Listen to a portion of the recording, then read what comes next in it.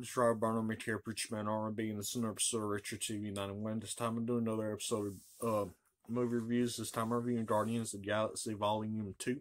What happens on this movie is the Guardians are doing this job for the Sovereign, and they kill this monster, and when they do this, Rocket steals some of their batteries. So the Sovereign's after the Guardians this whole movie. And what else happens other than the Sovereign trying to kill the Guardians? They crash land on this planet, and the Ravengers pick them up, and this big mutiny has, and everybody's trying to kill anybody who is with Yondu. And Yondu's trying to save the Guardians of Peter Quill, because they had this job with the Sovereign to bring them to the Sovereign, but Yondu goes back on that job, and Taserface and the rest of the Ravengers turn their back on Yondu. Well, we meet some more Ravenger factions in this movie, and it's the original Guardians of the Galaxy team, and is Sylvester Stallone is the head of them, and he plays the head of the Ravengers or whatever, and I'll talk more about that later.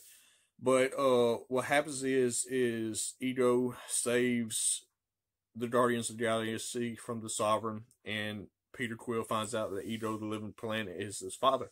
Well, Ego takes him to his planet and tells the story of how Ego met Peter Quill's mother and all this other stuff. And come to find out, Ego has all these other children, and he brings them to his planet, and he kills all of them because they're not celestial. And Peter Quill's the only really celestial being that came out of Ego reproducing with all these women on all these other different planets. And Yondu knew this, and that's why Yondu didn't bring Peter to his father, because he didn't want Peter getting killed if he wasn't a celestial being like the other children. And Yondu kind of became Peter Quill's father in a way, his daddy, and he tells him this at the end of the movie whenever Groot finally puts the bomb on Edo's brain in the center of the planet to kill Ego, and there's only one jetpack left and one breathing apparatus is left, and Yondu sacrifices his life to save Peter. And then at the end of the movie, the Ravengers have a Ravengers funeral, even though they said that Yondu was exiled and he would never get a Ravengers funeral. Rocket tells the Ravengers what Yondu did, and he winds up getting a Ravenger funeral at the end of the movie. And other than that, that's all that really happened.